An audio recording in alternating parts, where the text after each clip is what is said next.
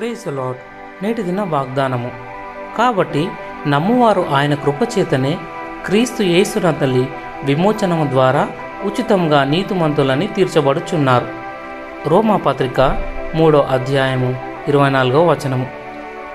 ప్రాయశ్చిత్తం అంటే పాపముల కొరకు పరిహారార్థం అర్పించే బలి. ఈ గొప్ప వివరణను గమనిద్దాం. ఎవడైనను పాపం చేసిన ఎడల నీతిమంతుడైన యేసుక్రీస్తు అను ఉత్తరవాది తండ్రి యొద్ద మనకున్నాడు. ఆయనే మన పాపములకు శాంతికరమై ఉన్నాడు. మన పాపములకు మాత్రమే కాదు, సర్వలోకమునకు శాంతికరమై ఉన్నాడు. ప్రభువైన యేసుని రక్తము దేవుని సన్నిధిలో ఇంకా సజీవంగా ఉండి మన పక్షంగా దేవునితో మాట్లాడుతుంది. రక్తం మాట్లాడడం ఎప్పుడైనా విన్నావా?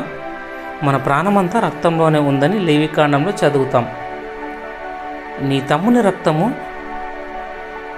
నీళ్ళలో నుండి నాకు మొరపెట్టుచున్నది అని దేవుడు కయీనుతో చెప్పాడు. కాబట్టి రక్తం మొరపెడుతుంది.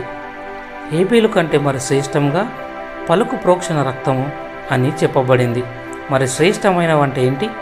హేబేలు రక్తం పగ కొరకు, హత్య కొరకు మొరపెడితే, ప్రభుయేసుని రక్తం ప్రేమ, క్షమాపణ గల గురించి మాట్లాడుతుంది. యేసు ప్రభుని రక్తం సమాధానం గురించి మాట్లాడుతుంది. యేసు ప్రభుని రక్తం స్వతంత్రాలను గురించి, విజయాన్ని గురించి మాట్లాడుతుంది. ప్రభు అయిన యేసు తన రక్తం ద్వారా ఎంత అద్భుతమైన ప్రాయశ్చిత్తాన్ని సంపూర్తి చేశాడు కదా.